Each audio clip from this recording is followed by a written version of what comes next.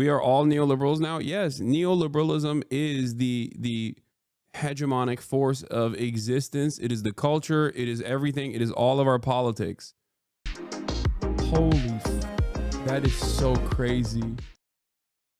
Half of the stuff that the liberals are doing right now is reminiscent of just like full-blown capitulation, the Enabling Act. You know what I mean? It's just, there's got to be there's probably, has Bestie Marks made a video on this? I feel like I've watched something on this broadcast before that is reminiscent of how liberals are operating right now and enabling the Trump authoritarian regime to be as violent as it wants to. America's Coming Weimar Moment by Three Arrows. This was 2 years ago, but this is not what I'm looking for. This is not what I'm looking for. I'm looking for simply a YouTube video that at least has like some visuals and stuff, because no disrespect to Three Arrows, who he's amazing, you know, friend of the show. But I'm looking for a video that exclusively talks about like liberal capitulation in the build-up to Nazi Germany from a socialist perspective. There's a new Overzealots, but it's not about... We got a lot of work to... It's not about Nazi Germany. Okay, we can watch this as well. The liberalism, the fascism... We got a lot of work... The liberalism, the fascism pipeline. Okay, we'll start off here. This might be good. ...to do. Americans are being squeezed out of the labor force and their jobs are taken. But all over the world, they're coming into our country from Africa, from Asia. And you know who's being hurt the most by millions of people pouring into our country? The black population and the Hispanic population. The crime is going to be tremendous. The unions are suffering because of it. They're poisoning the blood of our country. That's what they've done. You would think that at a time when economic stratification and marginalization are running rampant, a time where the rich grow richer at the expense of everyone else, politicians would tailor their rhetoric to tackle the real issues at hand and not just stir division amongst races, genders, creeds, and religions. But no. Why do figures like Donald Trump point the finger at immigrants as though they are the reason for economic instability and not oligarchs? Will he ever mention the fact that in 2022 alone, undocumented migrants paid nearly $100 billion in tax revenue while being shut out of the very programs they helped fund? Why is the blame for a failing economic model rarely placed on the model itself, but instead transferred to groups who are already having a hard enough time? Why does this economic instability lead to divisive in-group, out-group rhetoric? Link the vid of him, or I'm making a call-out video about you on TikTok. What? Take a day off. Friend of the show, Overzealots' video, Liberalism, the Fascism Pipeline. Neoliberalism Explained. And not toward a productive discussion about the innate instability of the economic model we live under? I hope I can answer that question by the end of this video. But first, we have to go back in time just a bit. CCK philosophy. In the aftermath of the Second World War, Western governments and economists alike were scratching their heads trying to come up with economic reforms that would prevent a calamity like the war they just endured from ever occurring again. The Great Depression still lingered in the minds of many, with unregulated capitalism widely seen as its cause and an unstable economic model. Western governments didn't want to scrap capitalism altogether, but they believed that by guaranteeing their populations basic dignities and social safety nets, it would prevent them from entertaining alternative economic and political ideas. Keep in mind, it was the disillusionment and suffering of the German citizenry post-World War I that allowed for Hitler's rhetoric and ideas to flourish. By preventing that level of economic instability from occurring again, Western governments believed that they could prevent fascism from gaining traction in the future. They also wished to prevent socialist or communist sentiment from strengthening. It's important to note that post-World War II, the socialist bloc was guaranteeing employment, healthcare, and housing to its citizens. If the capitalist West didn't try to appease its populations in a similar way, it feared that revolutionary leftist movements would flourish, and in the eyes of many liberals, fascism and socialism are totally the same level of evil. One for one. And that brings us to this dude, John Maynard Keynes. Keynes was an economist who stressed the demand side. To put it very simply, he believed that when people have more money to spend, especially workers who make up most consumers, It drives demand, keeps businesses running, and helps the economy stay healthy. And when that doesn't happen naturally, he argued, the government should step in to boost spending and keep things moving. Think of it as a kinder form of capitalism that Keynes was advocating for, one designed to prevent catastrophes like the Great Depression and keep the economically downtrodden from revolting against their governments. After the Second World War in the 40s and 50s, Keynesian economics began to rise to prominence. Western governments embraced Keynes's ideas and enacted policies that built the foundation for what we now call social democracies. They were done with unfettered capitalism and knew that a mixed social democratic type model was the way to not only keep their populations happier, but keep both fascism and socialism at bay, because again, those two things are totally morally equivalent. One for one. Now, I have my issues with social democracy. We'll get into that later in this video, but one thing that's for certain is that the social democratic model was an improvement to the unregulated capitalist hellscape that preceded it. As the Western world continued to embrace Keynesian economics and shift toward social democracies, there was a very notable man who was just not fucking with it. This guy, Friedrich Hayek. Hayek was an Austrian economist who believed that an overemphasis on collectivism would fast-track a society to totalitarianism. He believed that social democracy and expansive welfare states would erode the individual and eventually morph into authoritarianism. In 1944, Hayek published a book called The Road to Serfdom, in which he made his argument, and it did not take long before this book of his was picked up by business communities and wealthy, powerful people who saw his ideas as a way to champion a reversal of the Keynesian era. While Keynesian economics improved financial stability for the average person, the ultra-rich resented it because it limited their ability to maximize profits. The business communities and the ultra-rich saw in Hayek's ideas a chance to reverse labor protections, taxes, regulations, and usher the world back into an era where unfettered capitalism ruled supreme. An era where they could grow their wealth exponentially without having to worry about who or what they exploited.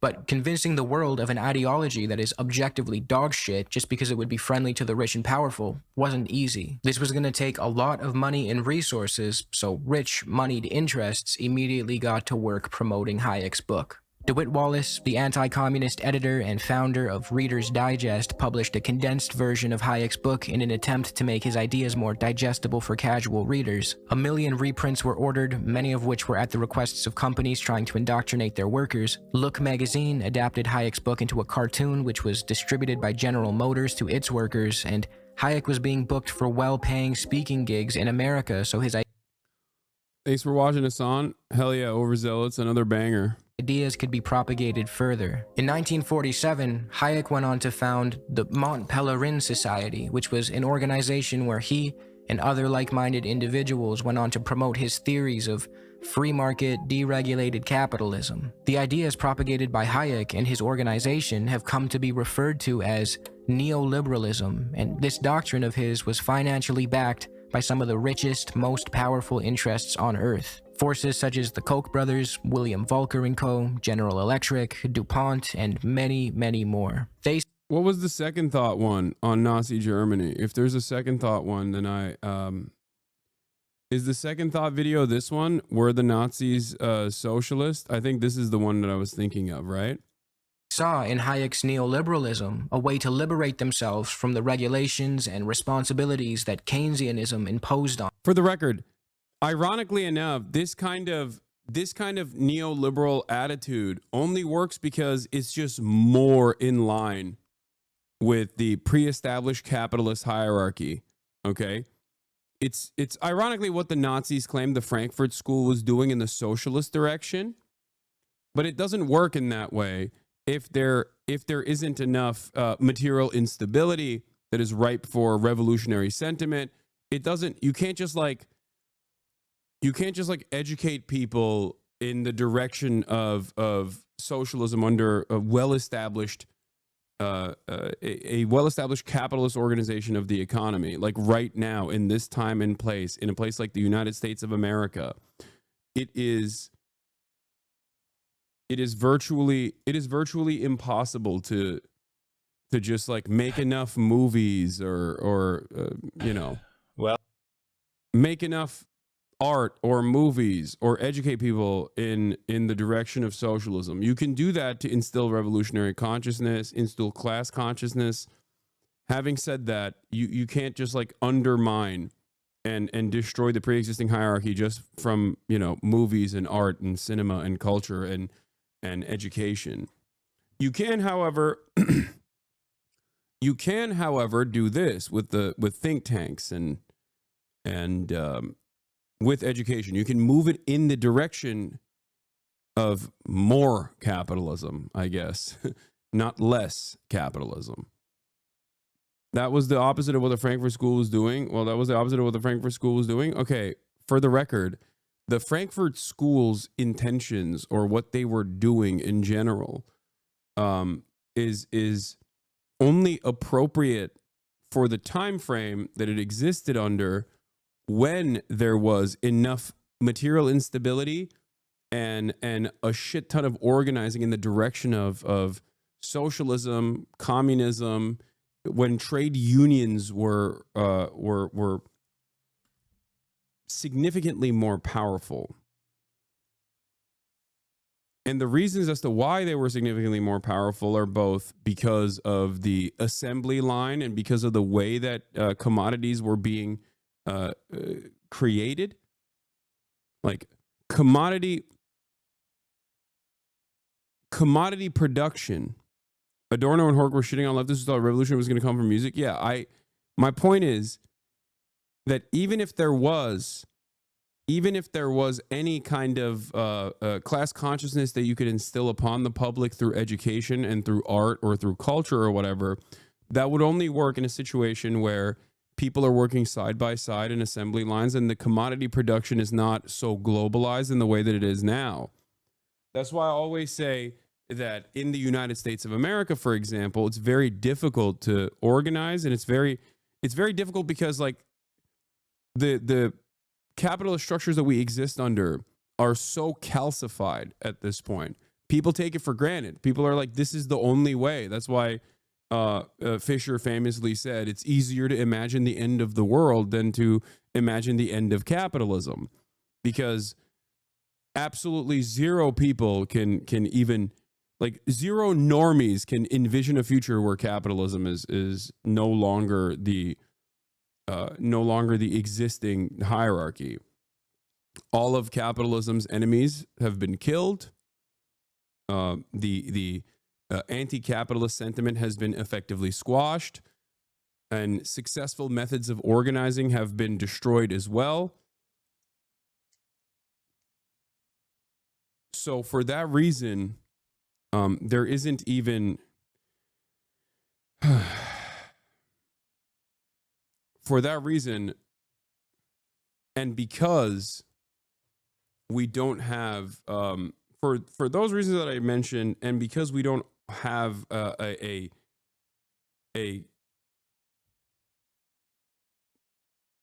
old school way of developing commodities, an old school way of producing commodities like they used to back then, when everyone was side by side and the material conditions were significantly worse for the average person. There's no effective way of just like creating effective methods of organizing. That's why I do what I do right now to the best of my ability, which is to try to get people to become more aware of their class position.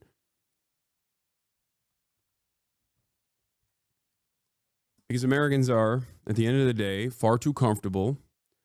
And beyond that, there's no alternative that is presented to them at all. They don't even think about it. Like it's just outside of the question. When it comes to Frankfurt School scholar here, PhD, agree with your assessment on the ground conditions, but the school was also creating new language for all the humanities, creating intellectual conditions for a future movement that could deliver on the promise of socialism. Yeah. My point is,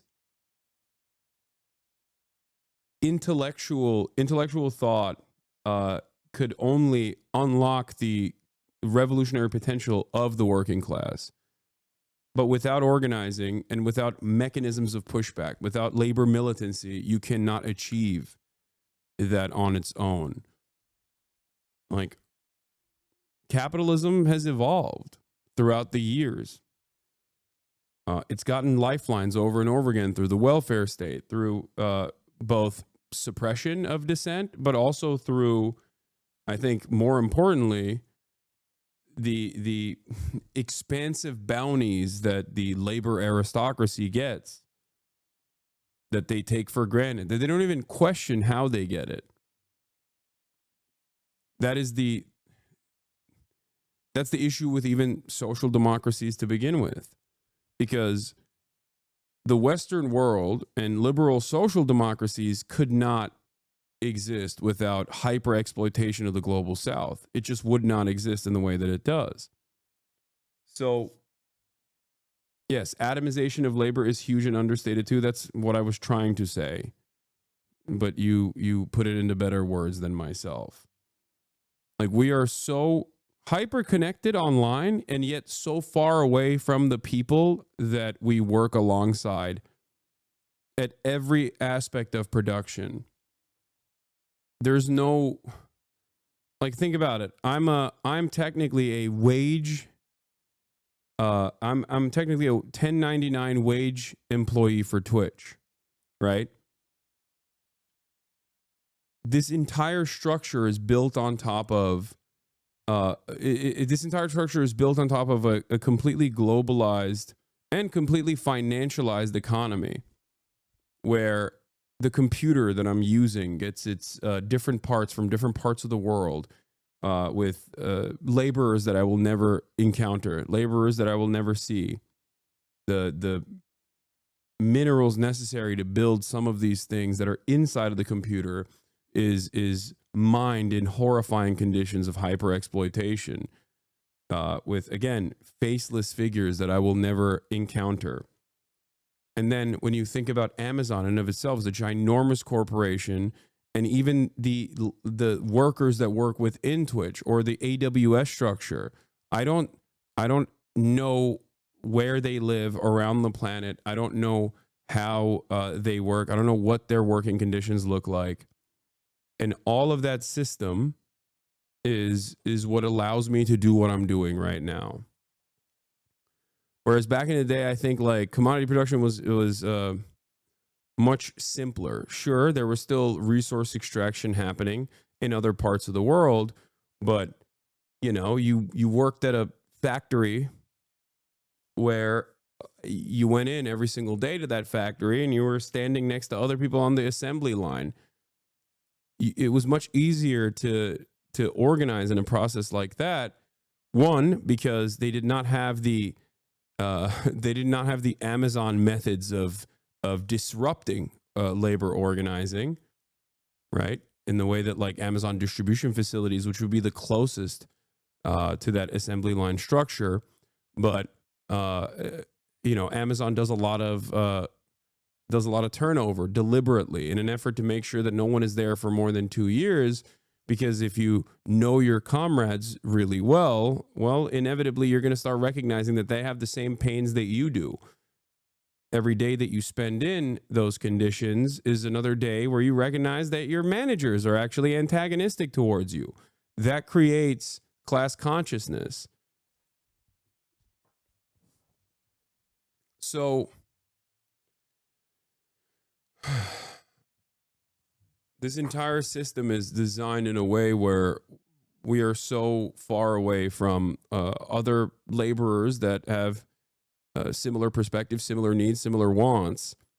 It's also partially why right-wing reactionary sentiment that is inherently divisive is so successful on them. Now, neoliberalism as a term in the modern day tends to be used mostly as a pejorative by people critical of the ideology, but it absolutely still is a real and pervasive parasitic force. To define it can be tricky, but here are a few attempts that I think do a good job. Historian David Harvey says, neoliberalism is a theory of political economic practices that proposes that human well-being can best be advanced by liberating individual entrepreneurial freedoms and skills within an institutional framework characterized by strong private property rights, free markets, and free trade. The role of the state is to create and preserve an institutional framework appropriate to such practices. The state has to guarantee, by force if need be, the proper functioning of markets. If markets do not exist in areas such as land, water, education, healthcare, social security, or environmental pollution, then they must be created, by state action if necessary. But beyond these tasks, the state should not venture.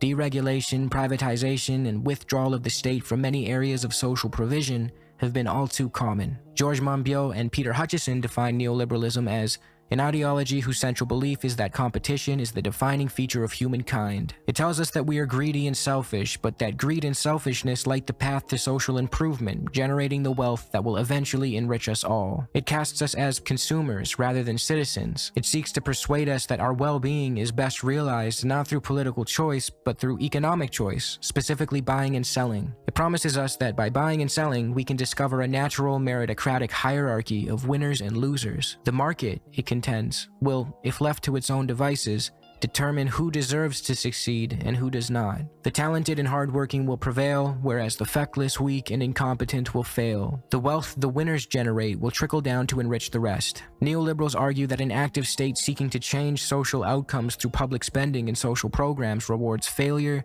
fuels dependency, and subsidizes the losers. The role of governments, neoliberals claim, should be to eliminate the obstacles that prevent the discovery of the natural hierarchy. Put very simply, neoliberalism is the ideology that clears the way for unfettered capitalism to rule supreme. As you can probably tell, this is the perfect ideology for the ultra-rich to get behind because not only does it frame financial success as purely meritocratic, but it also paints monetary gain as some sort of moral accomplishment that the state should by no means interfere with, even if that gain is achieved through exploitation or injustice. It treats the market as a wholly infallible force that rewards the strong and worthy, while ignoring the fact that markets are indifferent to human suffering. Since this market fundamentally The one note that I'll put on this is that neoliberalism does not care about market interference at all, as long as it is done at the behest of private enterprise, the unleashing of the markets, if you will.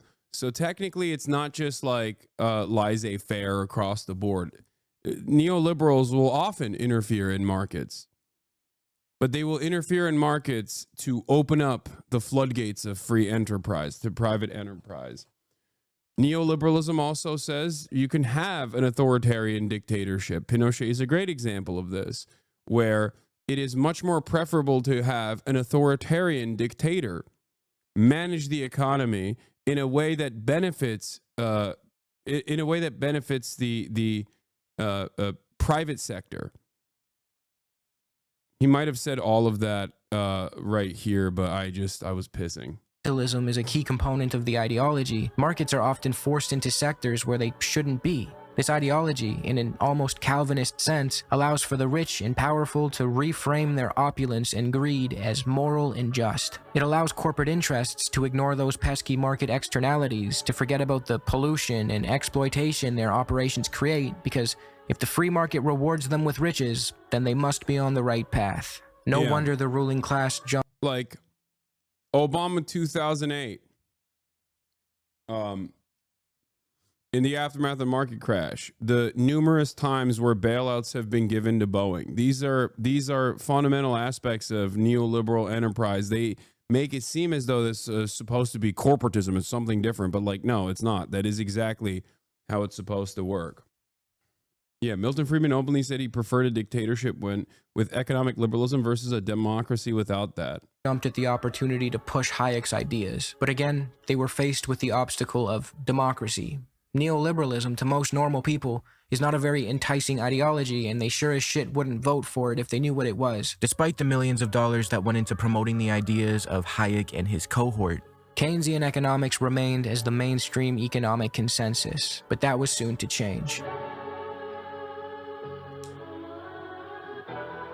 The neoliberals knew that it would be hard to implement their policies domestically without first testing them out abroad, and the country that they set their sights on was Chile. Throughout the Cold War, the US government was very involved in Chile. They did not want it to turn communist, and they did everything they could to exert economic and political influence over it. The US even brought Chilean university students to America to study economics at the University of Chicago because it had a reputation for being anti-left. This Chicago operation boys. came to be known as the Chile Project, and as author Naomi Klein put it, the goal of the Chile Project was to produce ideological warriors who would win the battle of ideas against Latin America's pink economists. As this battle was taking place, There's never been a moment where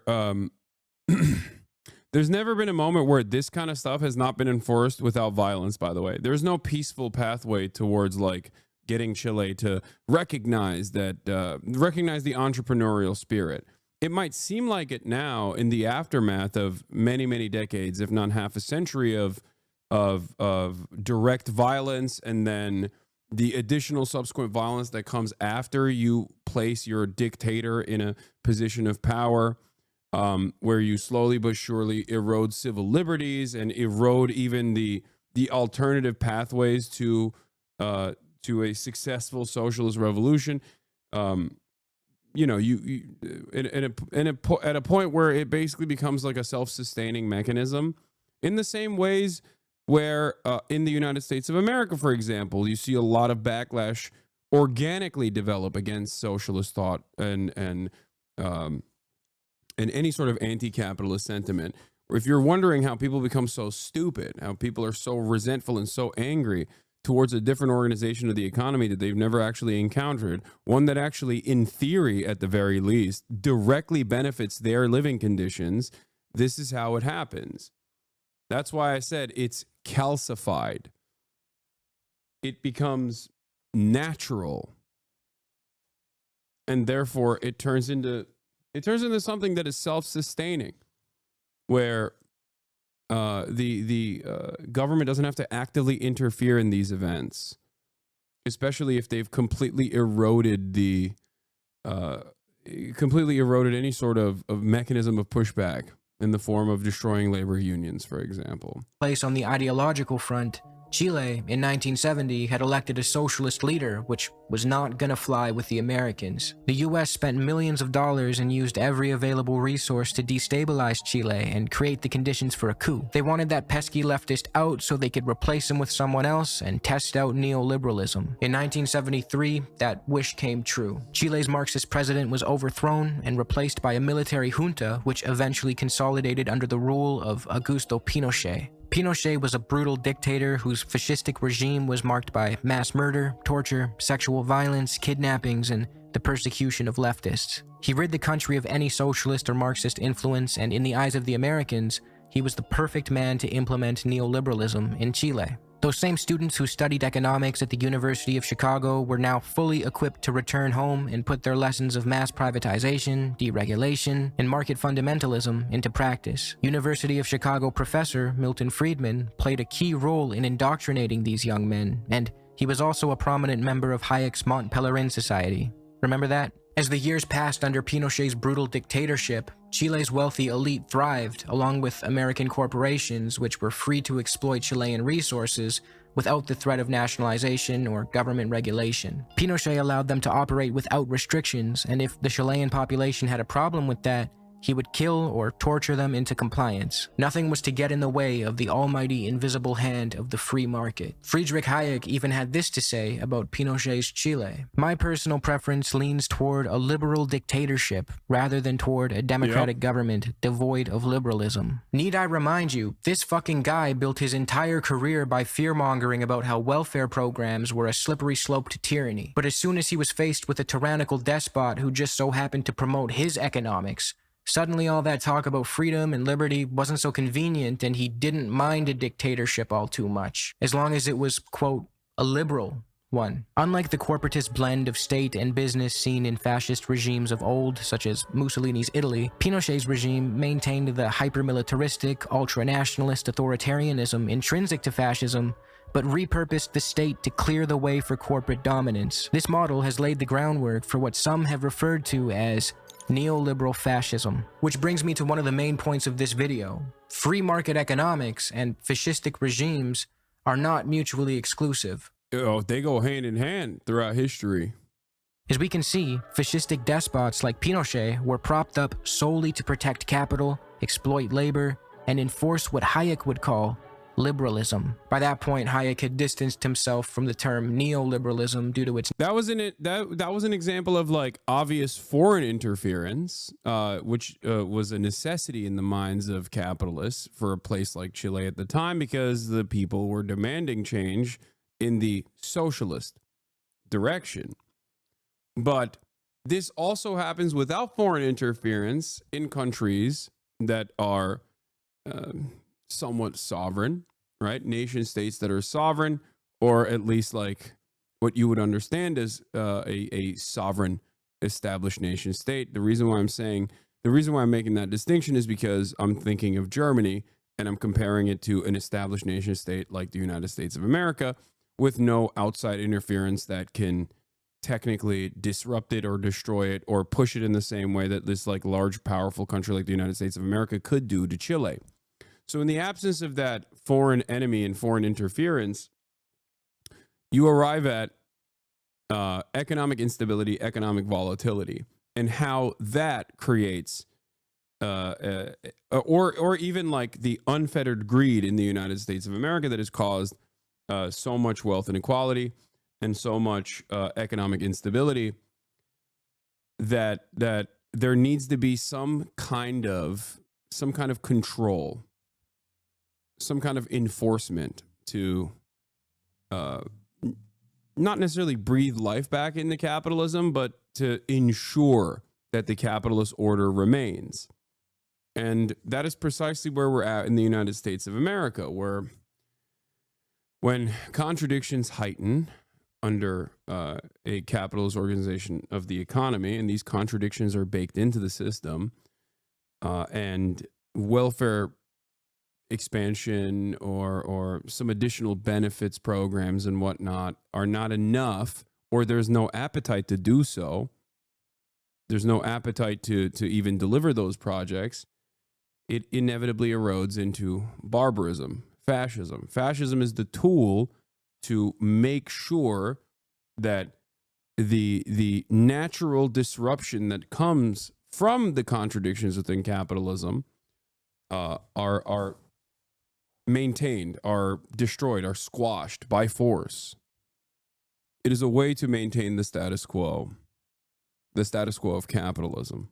negative connotations and just went with liberalism or classical liberalism. So now that the Chile project was complete and neoliberalism was proven to treat the ruling class quite well, it was time to bring it home to the West in the forms of Reaganism in the US and Thatcherism in the UK. I should note that neoliberal policies did technically start up under Carter, which is why some people say Reaganism came before Reagan, but it wasn't until Ronald came around that the full ferocity of neoliberalism would be unleashed in the US. I think we all know what Reaganism is: the heavy emphasis on supply-side economics, mass privatizations, deregulations, attacks on labor protections, and the whole neoliberal 9 yards. A similar set of policies was enacted in Britain under Thatcher when she privatized the railways and other public utilities, implemented the poll tax, sold off public housing to private interests, privatized the prison system, and so on. These economic reforms, by prioritizing the business communities and the rich, we were told, would deliver a tide that would lift all boats. But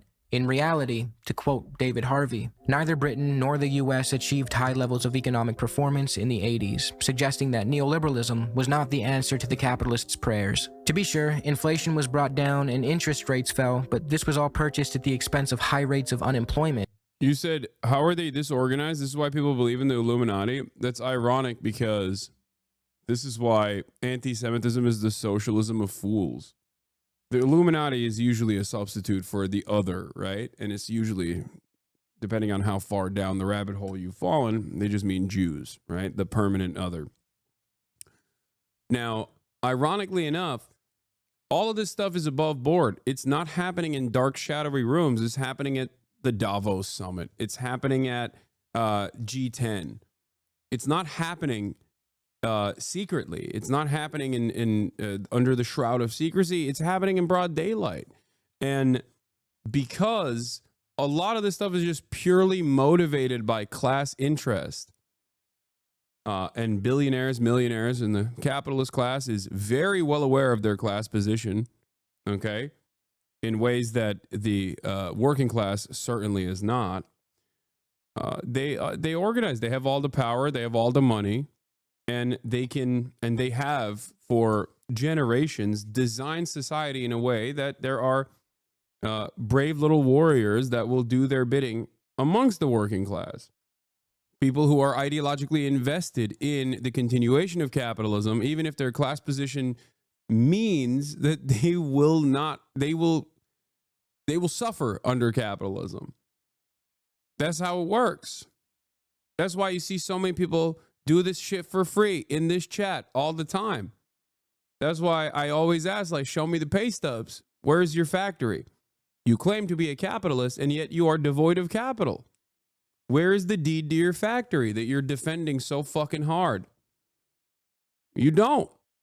People say, Hasan, you claim to be a socialist, and yet you are rich. And it's like, okay, well, you claim to be a capitalist, but you're broke as fuck. Fuck you mean? Why are you broke and defending capitalism while yelling at me for not doing so? Even when you also recognize it's beneficial for me, dumbass. So the demand always feels like just say things that are beneficial for you, please, sir. Please, master. Please, master. Why do you not defend just like the other ones? My other lords defend it. Why don't you defend it? It makes no sense. Averaging 7.5% in the US during the Reagan years, and more than 10% in Thatcher's Britain. Cutbacks in state welfare and infrastructural expenditures diminished the quality of life for many. The overall result was an awkward mix of low growth and increasing income inequality. But none of that actually mattered because the real goal in both instances was to facilitate the transfer of wealth from the bottom to the top. The relentless privatizations and the creation of markets any and everywhere did the trick. One aspect of this neoliberal transformation that often gets ignored is the think tanks funded by dark money that actually come up with these policies that then get handed to governments. To quote Monbiot and Hutchison, we've discovered that the Koch brothers, two of the richest people in human history, developed an entire network of think tanks to lobby for extreme neoliberalism. They also invented the Tea Party, okay? Whole cloth, like the Tea Party movement. Not bad. Bottom in lawn. All right. Bubble Gum Bunny Girl, thank you for the 100 gifties. Goddamn. In Reagan's case, the mandate for leadership was a 3,000-page document written by the Heritage Foundation, the same force behind today's Project 2025, that was given to Reagan and entailed thousands of policy prescriptions that ranged from mass privatizations, the scaling back of welfare programs, massive tax cuts for the rich, and so on. We begin to see how this ideology, heavily funded by the ultra-rich, serves the ultra-rich without any concern for democracy. The more governments deregulate, privatize, and implement neoliberal policies, the richer the ruling class becomes, and the more they can exert their influence over politicians and governments. In capitalist democracies, money serves as voting power. The more of it you have, the more of the vote share you effectively control. Neoliberalism seeks to break the chains that restrict unfettered capitalism, and as a result, it breeds plutocrats and oligarchs, not democracy. It's very easy to point the finger at Reagan and Thatcher, but the idea that it started and stopped with them distracts us from the fact that the same plutocratic forces behind their administrations are still around today, and they don't just back conservatives or Republicans. Everyone is a neoliberal now. Some of the most grotesque displays of neoliberalism often come from Democrats, Canadian Liberals, UK Labour, and similar parties. From Bill Clinton's repeal of FDR's Glass-Steagall Act, legislation designed to regulate the financial sector, the revocation of which played a role in the 2008 financial crash. Glass-Steagall. Hype Train Level 5, Salicon, thank you for the 25 big ones after Bubblegum Bunny Girl's 100 big ones. Goddamn. We are all neoliberals now. Yes, neoliberalism is the hegemonic force of existence. It is the culture. It is everything. It is all of our politics. This is it. Post Carter, every president has continued along with this agenda. That's why I always say everyone's a liberal. to Tony Blair taking a neoliberal hatchet to the UK's beloved National Health Service, these displays of neoliberalism should not go unmentioned. And this brings me back to the question I asked at the start of this video. Why is it that instead of blaming the neoliberals running our failing economic system, the blame always gets dumped on marginalized groups? And the answer is simple. Because when we're conditioned to believe that hard work guarantees success, that the so-called winners and the lie of meritocracy, another key plank of pro-capitalist propaganda, capitalism propaganda, the myth of meritocracy, the notion that if you work hard and you work smart, that you will get yours. Okay? You cannot overcome probability. I'm sorry. And the very few that do, I mean, there's no one that overcomes probability. That's not a real thing. Like, that's not anyone and everyone that has actually reached the point of success that they've reached under this current organization of the economy have reached that point due to luck. Did they work hard? Absolutely. Did they work smart? Absolutely. But they got a genuine large amount of fucking luck, myself included. If meritocracy was real, then Elon Musk wouldn't exist. Like Elon Musk, who spends every waking moment tweeting and not really doing anything other than just be a rich guy who sits on top of multiple businesses at this point. Why the fuck is he the wealthiest guy on the planet? Did he work harder and smarter than everybody else? No, of course not. It's mathematically impossible for him to work harder and smarter than every single person. There's not enough hours in the day. There's not enough brain advantage for someone like Elon Musk to acquire that level of wealth. It's just literally impossible. Okay? It is physically impossible. It's not a thing that you can do. Overachievers will naturally rise and reap the rewards. It's a lot easier to scapegoat an outgroup when that promise falls apart than to question the system itself. It's reassuring to believe... Yeah, if meritocracy was real, my father would be on the board of Ford, but he's still paycheck to paycheck after 4.5 decades of working for them. Exactly. That all we need to do to live a fruitful life is work hard. But those who were told to work hard did work hard, and oftentimes found the results underwhelming. This creates an opening for fascistic, divisive rhetoric and strongmen to rise to power. We saw this with Trump, who blamed everything on immigrants and the swamp, but once he was in office, he did nothing but serve the same corporate interests. He slashed taxes for the wealthy, he boasts a horrendous anti-labor record, and on his last day of his first presidential term, he rescinded Executive Order 13770, lifting restrictions that had made it more difficult for government officials to transition between public office and the private sector, particularly in terms of lobbying. After all that talk about draining the swamp, we were left with an even more corrupt corporate shill who used populist rhetoric to stoke hatred and distract us from the real enemy. Neoliberalism. Do neolibs actually believe this shit, or do they just pretend? Yes, of course they believe it. What do you mean? It is infinitely easier for someone like myself who has achieved a real amount of success under this current organization of the economy to say, yeah, I got here because I fucking worked hard, baby. Because I'm brilliant. Because I worked smart and I worked hard. The fuck? No, people in positions of power truly believe that they earned it. They earned it through blood, sweat, and tears. They earned it through their work. They worked hard. They worked smart.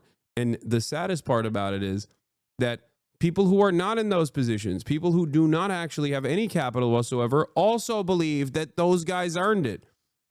That's why I always compare like capitalism to the exact same motivating principles under that maintained theocratic monarchies. That's why I always joke about the peasant brain.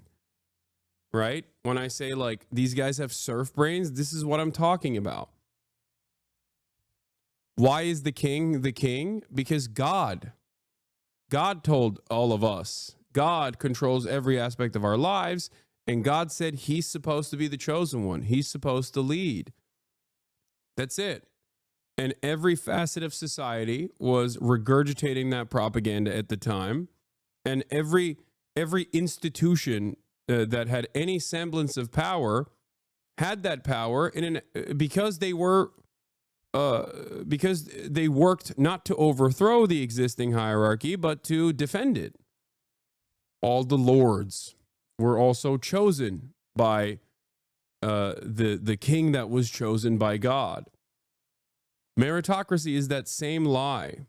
Now, in the absence of this association with God, we have to think about meritocracy. Meritocracy is that lie that holds everything together. It's the glue that holds everything together. Liberalism. If you think this video is going to end with me calling for a return to Keynesian economics or a push towards social democracy, then you would be mistaken. Social democracy would undoubtedly improve the lives of many people living within it, but it does not adequately address the underlying issue. It's still capitalism, and therefore it is still animated by the profit motive and not human well-being. If we look back at the era where Keynesian economics ruled supreme, say in the US for instance, yes, the quality of life domestically was better. However, it's very easy to forget the fact that that way of life was paid for with the blood and sweat of the developing world. Capitalism, fundamentally, is a system founded on colonial looting and the transformation of natural resources into private property. As President Eisenhower was blessing his population with a 91% top marginal tax rate and a 52% corporate tax rate, his administration was overthrowing democratically elected leaders in Guatemala, Iran, and more, just to turn those countries into outposts where American interests could siphon away the wealth and exploit the labor and resources. So yes. This is why, this is the extent of social democracy, where social democracy offers a lifeline to capitalist exploitation and capitalists in general. But we don't even need to dream about that future in America, because obviously unfettered greed has created an environment where these guys don't even want to do that anymore. Like old libertarians used to call welfare riot tax, okay? Because they understand that if people's material conditions worsen to such a degree that they will fucking riot. They will violently overthrow their masters. Nowadays, as that riot tax erodes to make way for super profits, they're looking for an alternative vision now. They're looking at a different way of enforcing control, making sure that dissent is suppressed. But the conditions are terrible now. Why don't we riot? It's not bad enough. It's not bad enough yet.